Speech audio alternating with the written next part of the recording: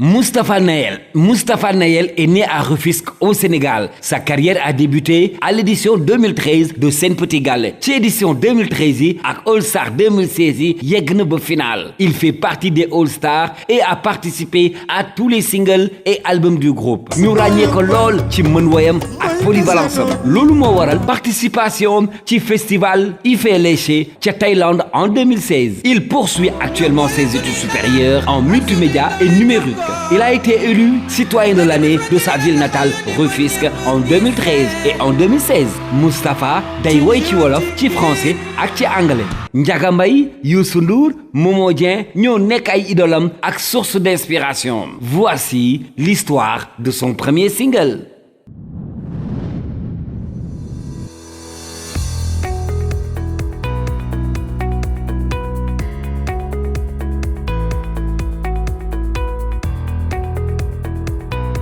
Salut Moustapha.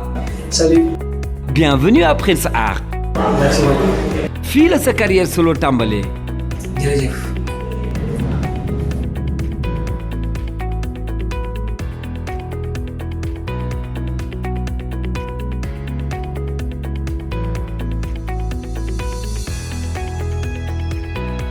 Première rencontre avec le producteur Ibou Ndour. tey li ëpp solo pour un artiste c'est de trouver un morceau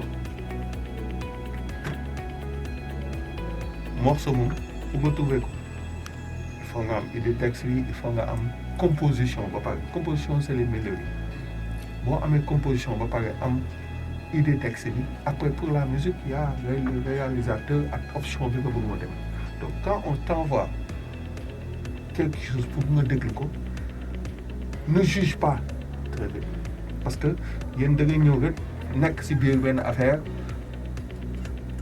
concours génn après bon nit ñi xam leen mais quand maqueter mooy base production quand on ne maquette pas y a rien boo ngi mel ni kii tabax këram bu defu maquette bi xam béton yeeg yooyu mooy que boo tabaxee après affaire bi day wattal c'est la même chose quand on t'envoie un morceau même bu benn chinois way sax écoute ça nga jàng ko comme ça bu ñëwee les gens xam nañu ça fait plus de 20 ans qu'on fait ça donc xam nañu lan nañ mën a génne ak lan nañ mën a génne.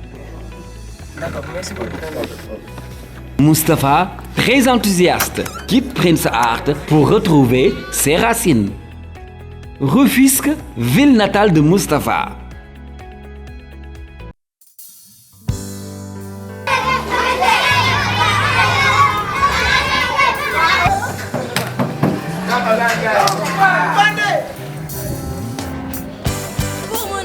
Fils. Nana.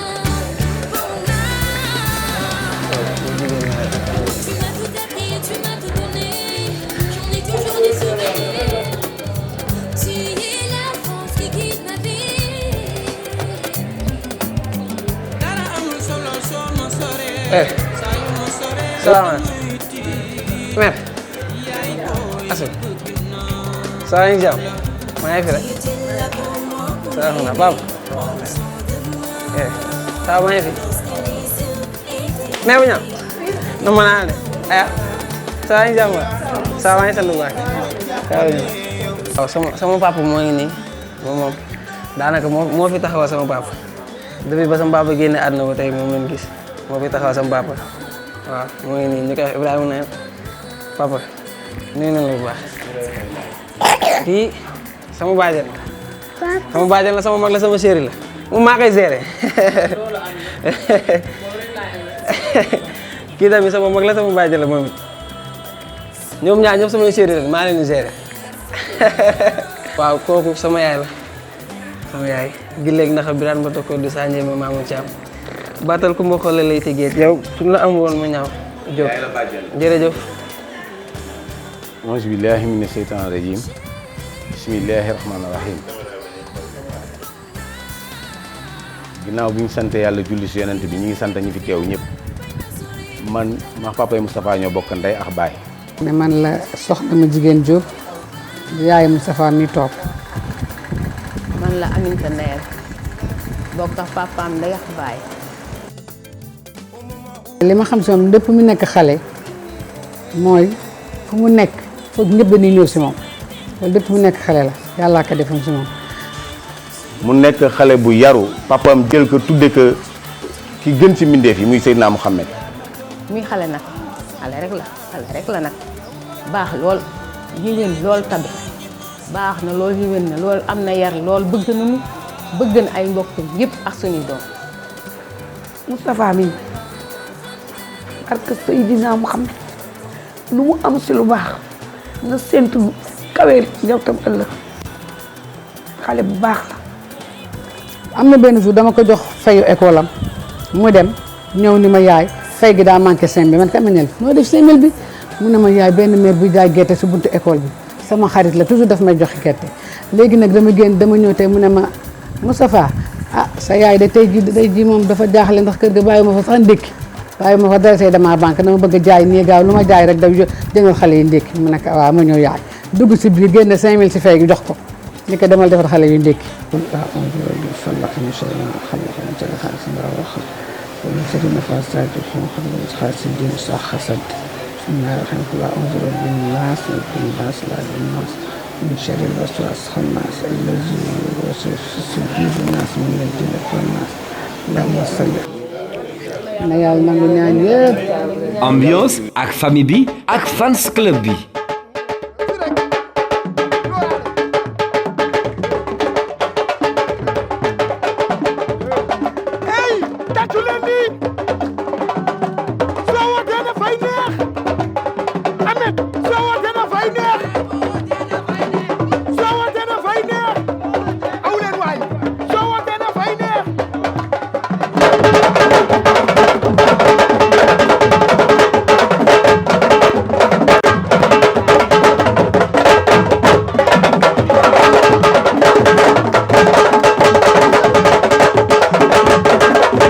Moustapha quitte Rufisque sous la bénédiction de sa famille et de ses fans.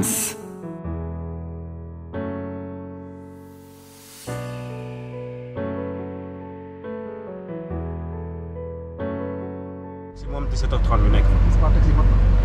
Ok ah. Waaw d'accord alors. Allez, ça marche. Moustapha yegsi na ci villa bu yanj bi ko production bi réservel waaw.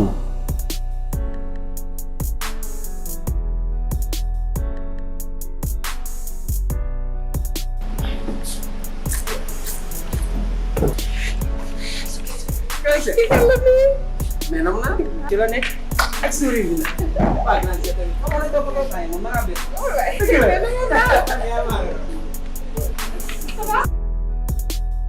Non, il faudrait qu'on soit là à 17h. ça va tout la xam Ouais, d'accord. Ok. Hey, salut. Ouais, non, j'étais sur le téléphone. Ouais. Non, t'inquiète. Émission à 20h, là, non?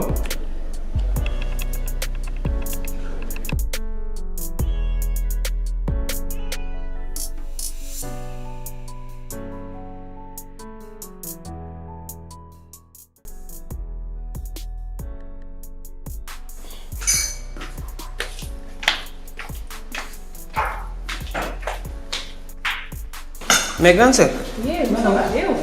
yow nag xam la moom daal de. ma yow fii fu mu. Ah bon? Loolu de ma daal. Ah. Café rek laa bëgg. Café rek mais pour nga lekk tamit fruit. waaw d'accord. waaw mais naka nga ne dama baax. xam nga ni et toi? waaw non tuuti rek bu fekkee ma xaw a. daa guddee woo tëdd. si gudde naa tëdd na. parce que dafa am lu ma demee tuuti. mais bon dañu guddee rek xëy na moo def fii fu mu. mais gaawal na ndékki balaa laay. mais nan dafa rek. dañoo am pré-bac léegi nii te sur Mbour la Saly.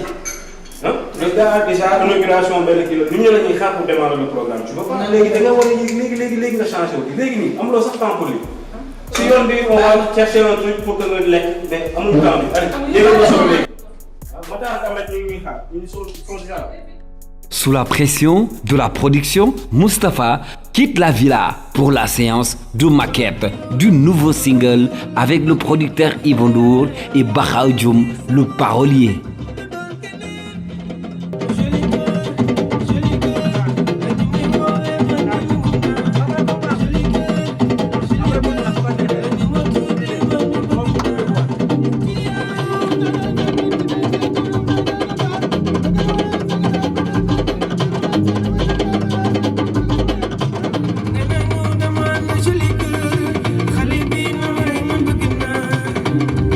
Séance de décompression.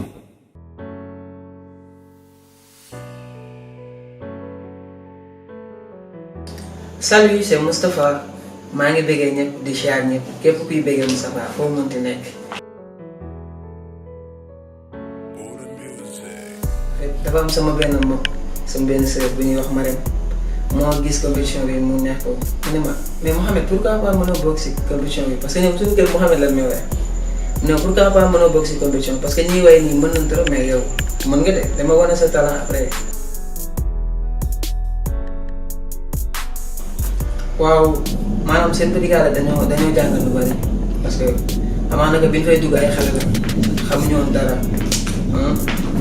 te tàggoonee te ñu yar ñu boole ñu ak ñoo xamante ne dañuy encadré def ci ñun éducation def ci ñun diine yar ñu tàggat ñu ci lu baax donc kon tey seen petit gars am na lu ñu jàngal ba tey ñu ñuy encadré dañuy encadré ba ñu war a nekk si suñu projet génn si.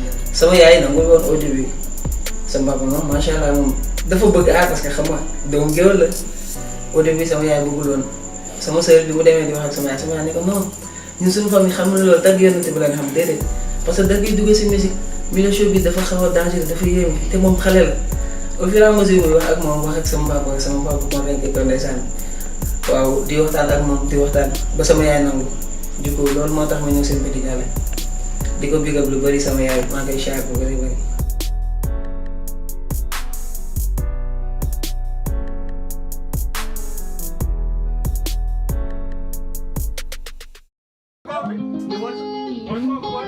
Séance d'enregistrement du single Joli Cœur au studio.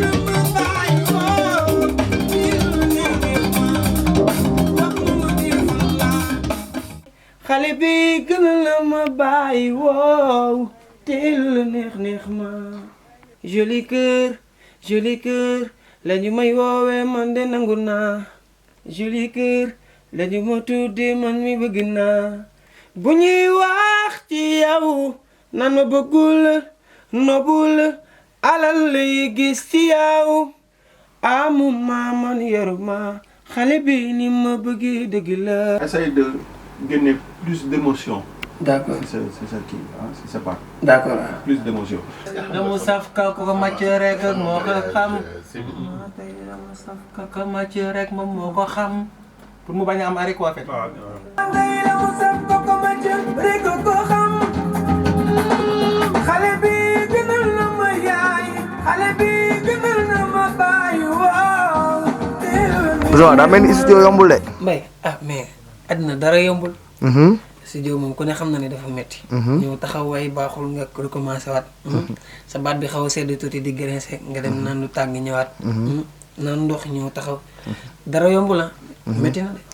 yow salaamaaleykum man la Bakhaw di wax sénégalais yi bi mooy suñu deuxième single ak waa All Star pare nañu ak Mbëggee donc ñu ngi waajal bi Moustapha incha allah rabi dina génn après Moustapha su paree xam naa bi ngeen di xaar aussi mi ngi ñëw ma wax leen tur bi censuré nañ ko juste pour wax leen nag morceau bi ngeen dégg ni du morceau boo xamante ne jël nañ bi ak fay bind ko du morceau boo xamante ne kii nañ ci lu bëri dañ ci toog wax mu ñu ko ñu liggéey ko liggéey bu gaaw binduñu ko dañ taxaw wax ko rectifier si yenn affaire juste rek di wax ne que luy def it man bokkuma si ñi dàq bind ci àdduna bokkuma ci ñi gën a aay si Sénégal dañ ma ciy boole rek mais ñi def liy def it dëgg pour ngeen xam ko du mën bind du mën way du am talent du dara it xol bu sell moo koy def ay nit bu ñuy liggéey seen xol ànd ala kulli xaal yàlla da ciy def ndam Moustapha sa single bii nii yàlla na si yàlla def ndam.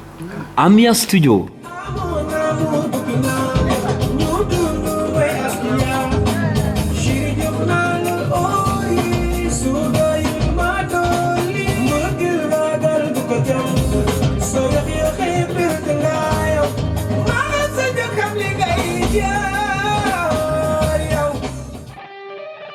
Ton de choix vestimentaire pour le clip ak photo yi.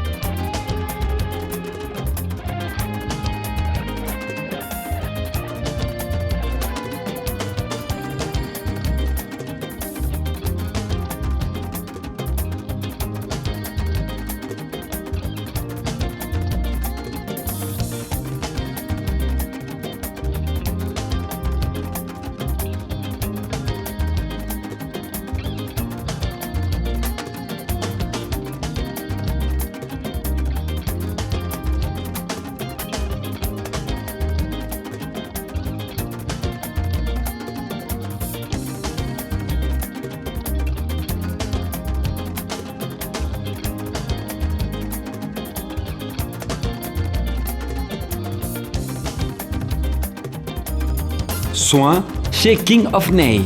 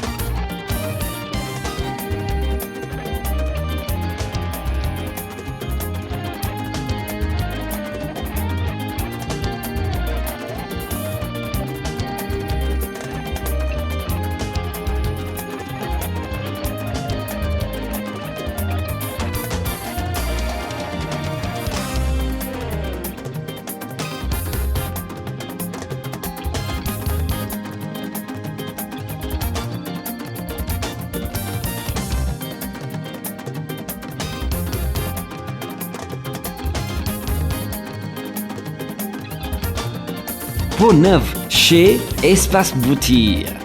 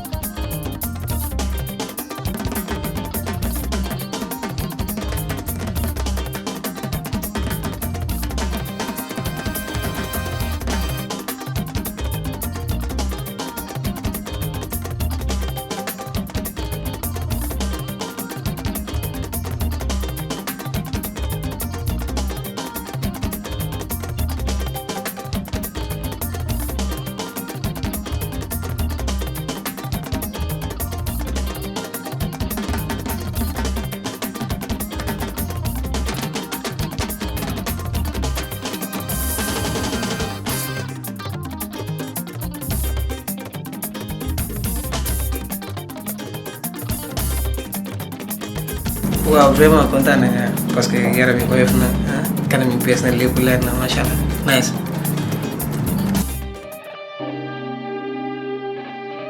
Nouvelle coupe de cheveux chez Fresh Cut.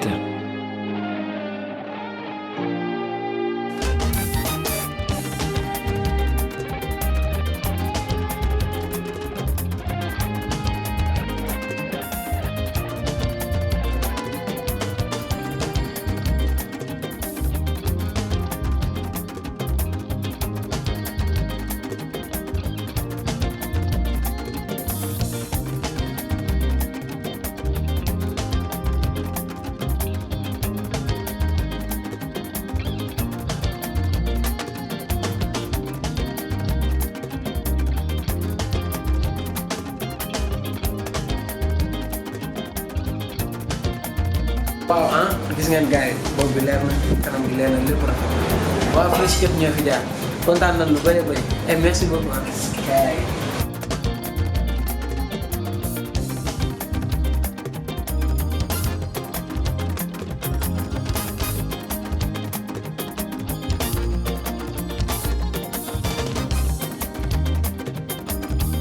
Séance de shooting chez Eben Prod.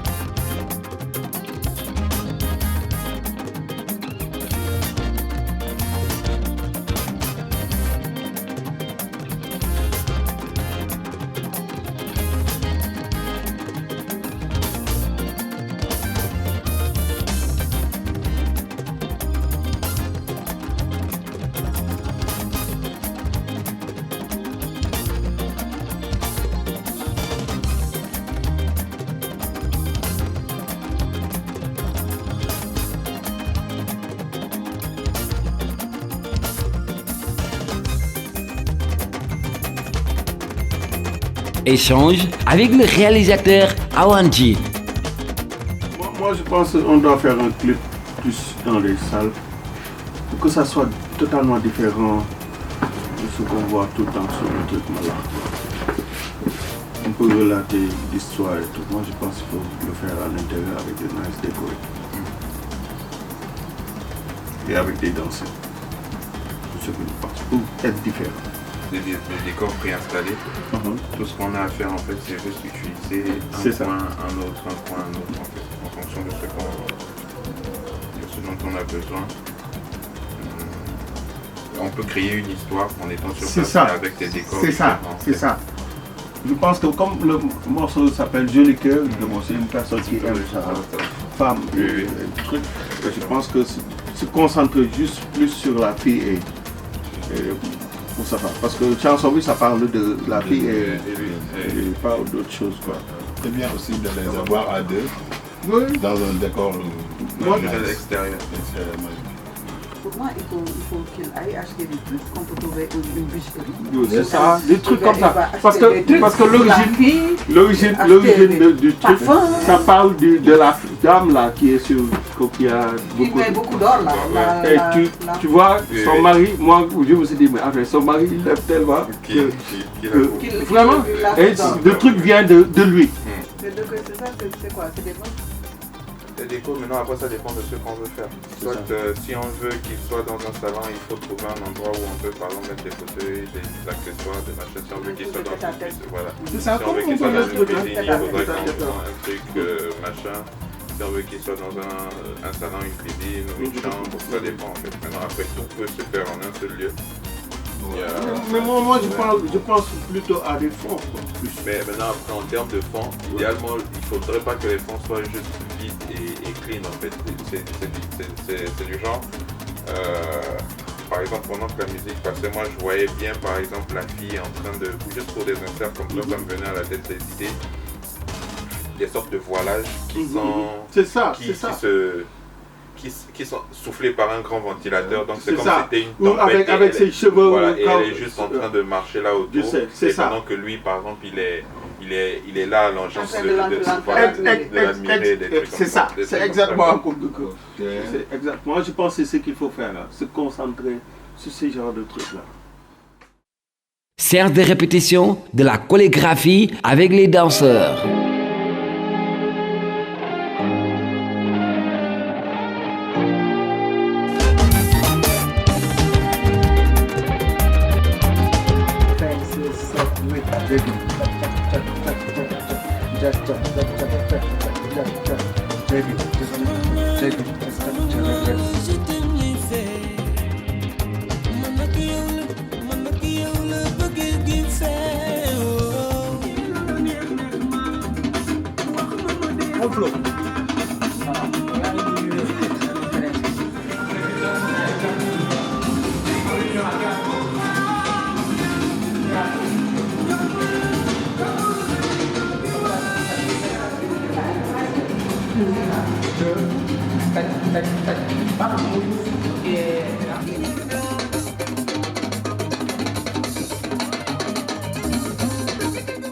Making of de la vidéo.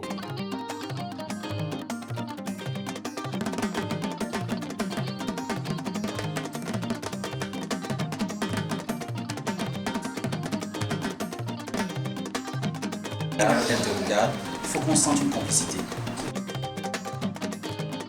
Comme elle était là tout à l'heure, même celle tout à l'heure là, tu vois, elle est devant, elle est en train de s'impatienter.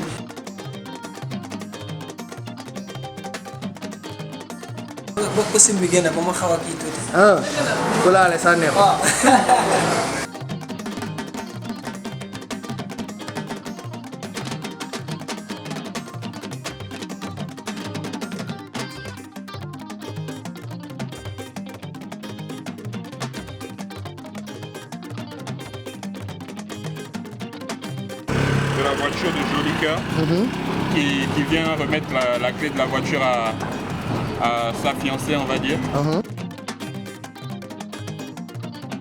Joli Cœur.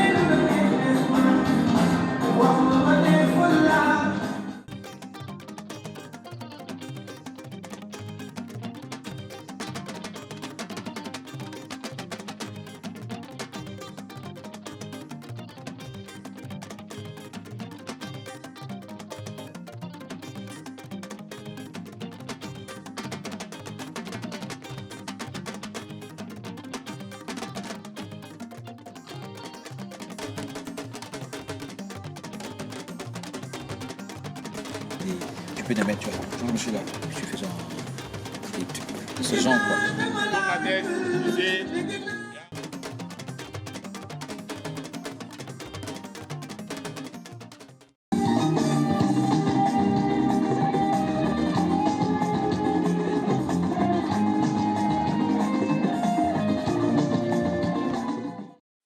promotion du single Joli Cœur.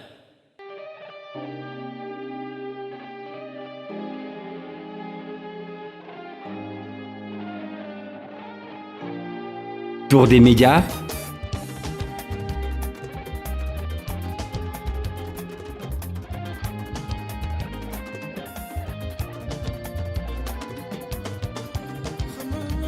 yaakaar naa ni mun nañu lu dul bàyyi lii mu ubbi deuxième partie bi le temps Moustapha di ñëw di toog ci biir studio bi.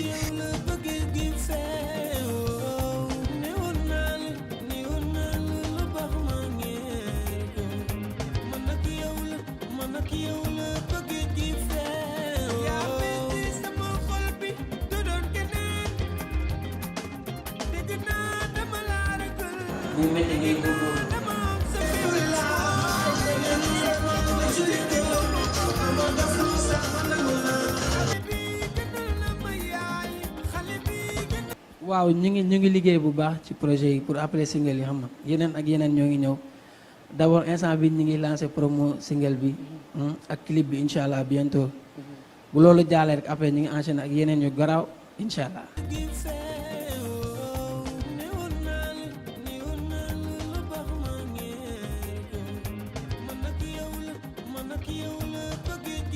Et voici l'interview avec Moustapha Nayel. Kan mooy Moustapha? waaw Moustapha nag benn xale la ba nga xamante ne jeune talent la di yëngatu ci musique passionné ci musique di sàkku seen ñaan di doomu Tëngéej aussi rawatina doomu sénégalais yëpp parce que je suis sénégalais waaw.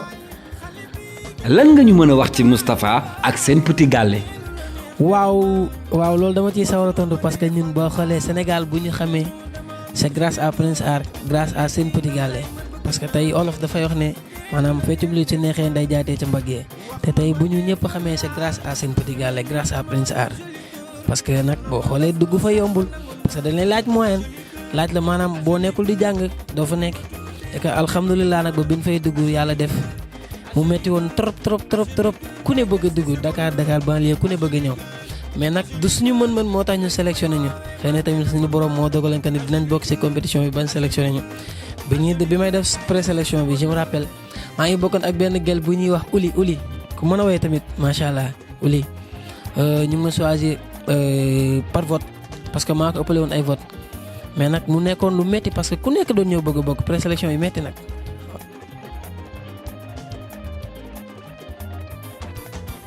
waaw si je me rappelle que maa ngi fàttali ko kii laa woyoon Balia bu Pape Djibi Ba. yow Samba la nangoo ni njaaye woona la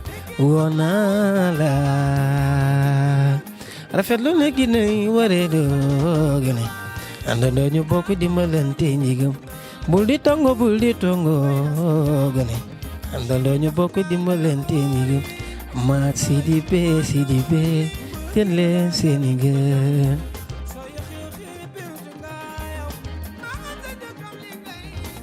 waaw Moustapha nag li ko dugal ci musique du lenn lu dul doomu géwël la et que aussi passionné ci musique man dama yàgg bëgg musique parce que dama bokk ci famille ba nga xamante ne maanaam du ma ne sax dañuy way ay way moderne mais ñoom maanaam way religion la ñuy way parce que boo xoolee Baye Mbaye doon na mbay bu Tiwaawan ak kii jur sama yaay ñoo bokk baay kon xam nga kooku maanaam su wayee war naa way ma ñëwati tamit sama côté papa maa ngi bokk Demba ko du parub déen jëngoone parub déen xam nga kon kooku su wayul maanaam leneen la su wayul tooñ di sët nag ci Ndey Ngom Bambilor kon kooku daa war a way dama war a way lu neex de.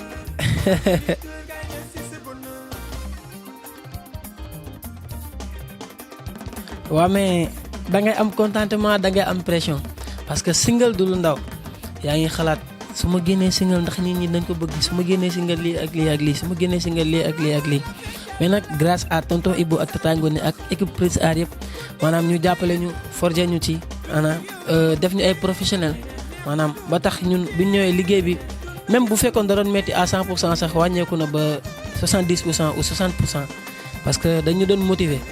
tonton Ibou maanaam jàkkaarloog tonton Ibou di way rek dafa metti parce que da nga koy rus tellement que da ngay ragal naan mais c'est la première fois may jàkkaarloo ak tonton Ibou di way et que moom bi ñu ñëwee vraiment facilité nañu loolu dañoo yegg si rek mën nañu mais Moustapha faites comme chez vous def leen lu leen neex man maanaam ku leen di jàppale laa rek yombalal ñu ko ba mu yomb et que loolu la waral nag bi single bi ñëwee ñu def ci liggéey bi ci war yëpp ba mu génnee réussir na macha allah gars yi bëgg ko aimé ko may profité aussi di bëggee képp kuy bëgg Moustapha ak foo mënti nekk gis naa Moustapha famille tamit liggéey bi ñu ci def partage yi lépp maanaam ba tey xoolal ñu ngi ci 1 million yu ak lu teg defi du suñu mën-mën maanaam gars yi ñoo ñu bëgg ba luñ génne ñu aimé ko luñ génne maanaam ñu bëgg ko di ko TikTok di ko snap kon loolu c'est grâce à ñi nga xamante ne ñoo ñu bëggee.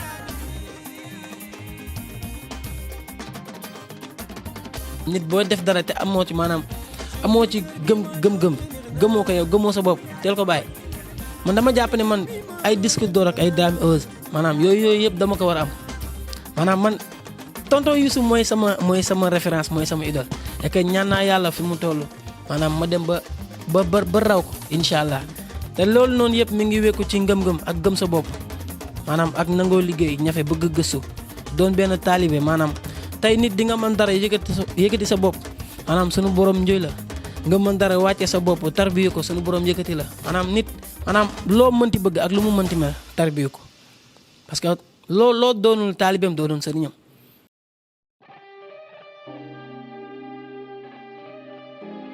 mais loolu contentement la ak plaisir parce que tey boo xoolee sa premier single même pas 2 semaines 3 semaines maanaam nga am ci tournée.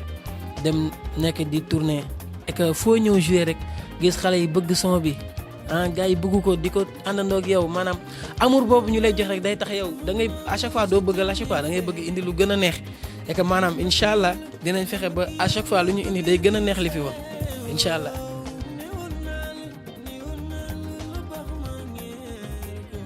waa loolu méttiwul étude musique méttiwul.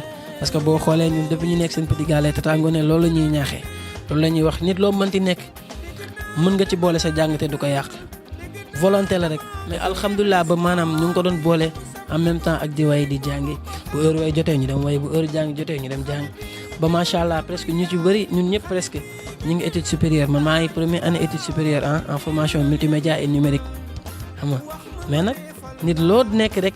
gëm-gëm la ak volonté maanaam volonté mooy tax nga mën a cumuler loo nga xamante ne maanaam ànd na àndul parce que musique ak étude ànd na musique da ngay jàng pour mën ko def étude aussi da ngay jàng pour mën ko def mais ñaar yooyu kon ànd na.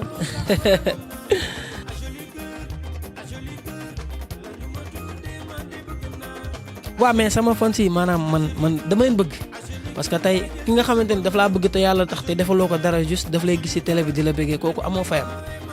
et que dama leen di béggee bu baax dama leen di bàyyi xel bu baax maa ngi leen di jaajëfal bu baax képp kuy bëgg Moustapha képp kuy béggee Moustapha ak foo mënti nekk su ma sañoon ñëw ba ci yow jox la sama loxo bi toog waxtaan ak yow échanger ak yow mais nag maa ngi leen di béggee ci sama biir xol fépp waay mënti nekk ak képp kuy béggee Moustapha famille ñooñu aw ma seen fay Moustapha famille président ba ci suuf a suuf aw ma seen fay parce que maanaam dañuy sonn ndax man di liggéey ndax man loolu la ñu koy daj ndax man sama famille aussi sama yaay sama papa yàlla na suuf oyof ci kawam sunu taawu kër ba ci man mii caat maanaam dañuy sonn ndax man lu ne ñu koy daj ndax man te pourtant mën na ne kii mooy sunu caatu kër mais ñoom xooluñ si loolu juste maanaam deret bi lañ ciy xool et que loolu moo ci am solo parce que nit mbokkam nit ki ko bëgg te amuñu seen fay te leen di ñaanal yàlla bàyyi leen fi ba ñuy àndandoo di dem Bercy fu nekk incha allah gëm-gëm bi la rek incha allah léppay baax.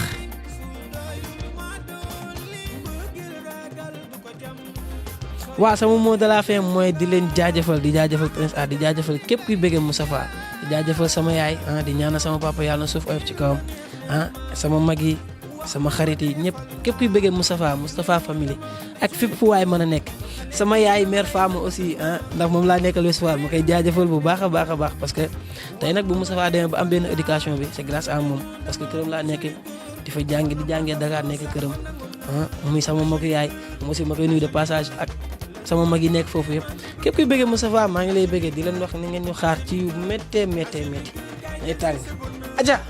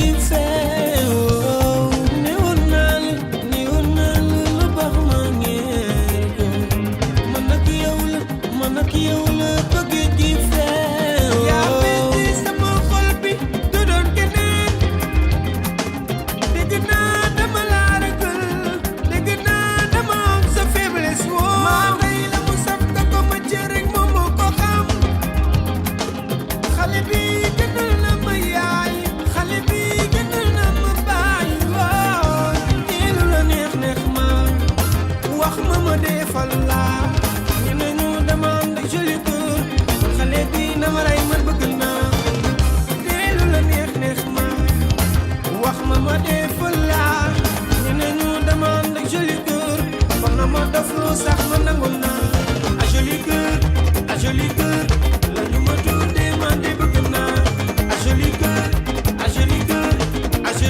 kaay jël si sa bonheur a joli cœur la ñu may woowee man de nangu naa a joli cœur kaay jël si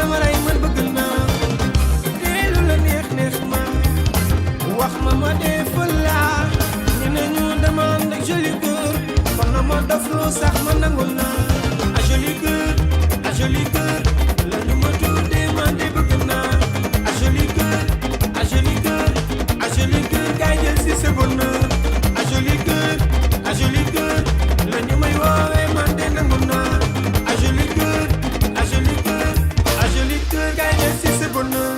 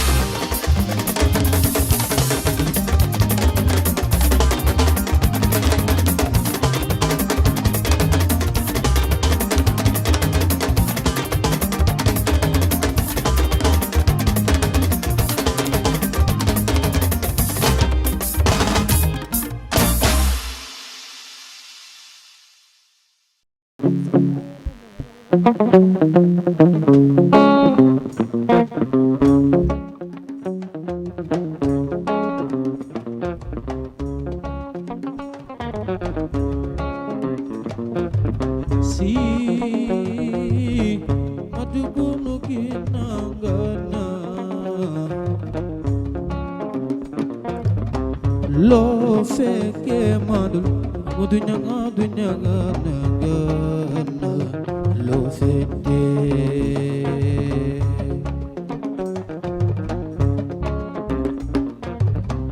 umri amukina ngana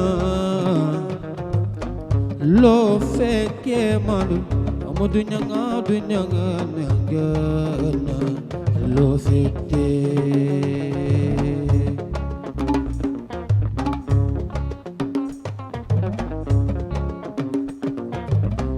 ñu jëli fi woon tekkali ko julaat fi tey ñu boole ko mujj su ëllëgee si biir gën a nangoo ñu bokk ko yéen waa Tambacounda yal na seen ñaani nangoo amiin yaa rabbi yéen waa Serekunda leen yéene yal na ci jiitu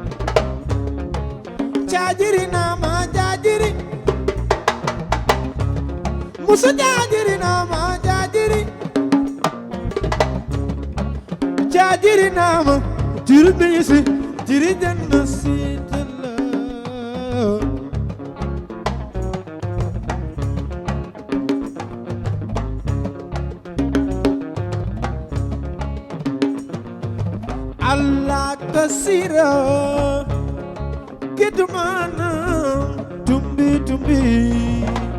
tamela done Allah kasira sira kidmana tumbi sambela done Allah kasira kidmana tumbi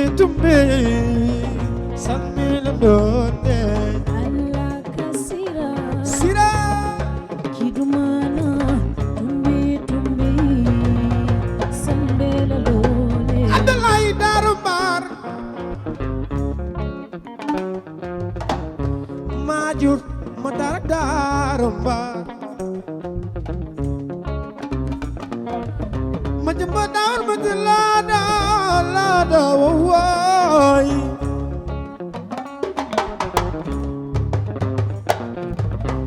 Somebody said,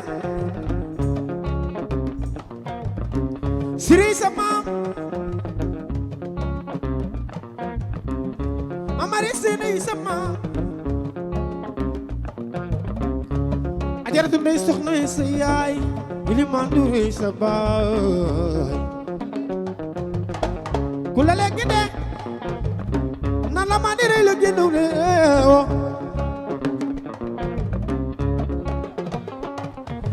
You jërëjëfati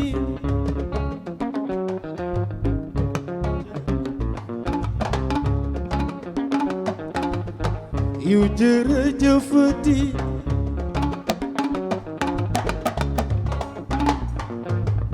Youssou Mari Sène ku la lekk dee naan la mandi rëy la génnum réewooy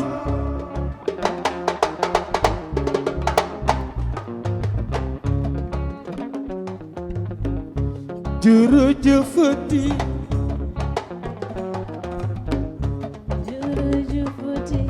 Allah kasira kitumana tumbi tumbi samela lole Allah kasira sira kitumana tumbi tumbi samela lole yow Allah kasira yow Allah kasira puissance Allah kasira ya awa Allah kasira Allah akasira kitumana tumbi tumbi samila lone